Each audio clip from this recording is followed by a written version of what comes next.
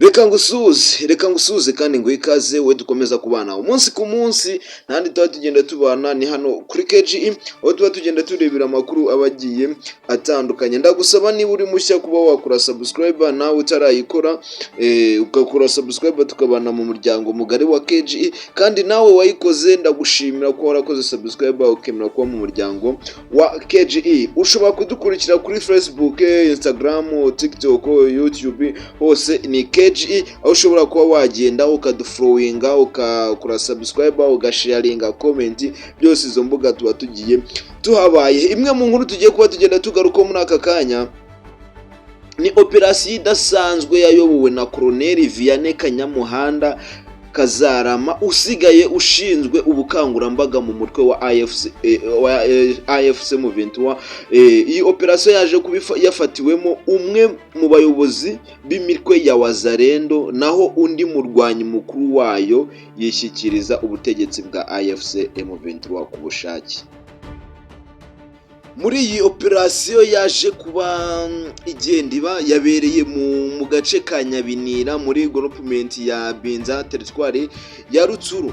Muri iyi operasiyo Colonel Kazarama n'itsinda yarayoboye bafashe Ngabo Jean Dodier unazwi ku mazina ya Kadogo, Murindahami Jean Dodier. Uyu akaba yari yitaga Colonel mu mitwe ya Wazalendo. Uretse ifatwa rye, operasiyo yanatumye kapiteni witwa Shukuru yishyikiriza ubuyobozi bwa AFC M23 ku bushake, mu gihe ingabo z'uyu mutwe zanafashe intwaro zitandukanye zari mu maboko yabo barwanyi n'imbunda z'amoko agiye atandukanye zibarirwa mu mbundi 10 zari zigiye zifitwe n'aba bagiye bafatwa n'abandi bakagenda bishyikiriza AFC M23. Amakuru yatangajwe n'ubuyobozi bwa AFC M23 avuga ko imbunda zafashwe zirimo inini yo mu bwoko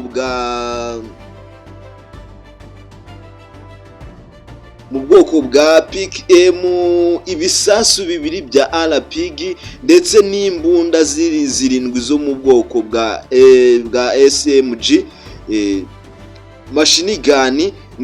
Ni zimwe mu byaje kuba bigenda bifatanwa aba baje kuba bafarwa. Ku wa 4 tariki 9 Kamena nibwo Colonel Kazarama yashyikirije bari abarwanyi ubuyobozi bwa territoire ya Rucuru, aho bakiriwe n'umuyobozi w'iyo territoire Ephraim Kabasha yashimiye ibikorwa by'ingabo za AFC M23, avuga ko ifatwa rya Ngabo Jean Dodier umuzarendo ndetse no kwishikiriza kwa kapiteni Shukuru ari intambwe ikomeye mu rugamba rwo kugarura umutekano muri Binza no mu bice bikikije aho ngaho bagiye baherereye. Yagize uti turashimira ingabo zacu ku kazi keza zakoze, buhoro buhoro tuzagenzura neza ikibazo cy'umutekano muke muri groupement ya Binza kandi amahoro agaruke burundu ku nyungu z'abaturage bose. Uyu muyobozi yahamagariye abandi barwanyi ba Wazalendo n'indi mitwe yitwaje intwaro ikigaragara muri Rutsuru gushyira hasi intwaro bakinjira mu nzira y'amahoro no gufatanya n'ubuyobozi mu kubaka umutekano n'iterambere by'akarere muri rusange. Iyi operasiyo yabaye mu gihe AFC M23 ikomeje gushyira imbaraga mu guca intege imitwe yitwaje intwaro ikorera mu bice igenzura, mu buryo bwo gushimangira umutekano no korohereza abaturage gusubira mu bikorwa byabo bya buri munsi.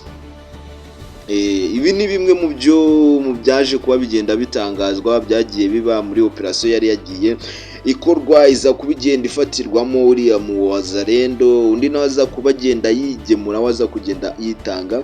Ni ibyo ngibyo byari bigezweho, ariko si izo nkuru zonyine tuba twagiye dutegura, tuba dufite amakuru menshi agiye atandukanye tuba twagiye dutegura. Icyo tugusaba nuko utaba ugomba kujya kure ya KGE. Icyo uba usabwa nta kindi ni ukuba wajya ukora subscribe, ubundi ujya ugenda ubona amakuru mu ba mbere tuba twagiye dutegura hano kuri KGE, kuko buriya utakoze subscribe inkuru zibona utinze zikakugeraho mu banyuma, kuko utakoze subscribe. Ariko iyo wakoze subscribe buri ku inkuru igiyeho uba ugomba kubona notification. Ndagusaba rero kuba wakora subscribe, ubundi tujye tubana umunsi ku munsi, zimwe mu nkuru tuzajya tugenda dutegurira hano kuri KGE ujye ugenda uzibona mu ba mbere. Reka ngushimire wowe ufashe umwanya wo kumva iyi nkuru, gusaba kuba wakora subscribe, ubundi dukomeze kubana 5 kuri 5.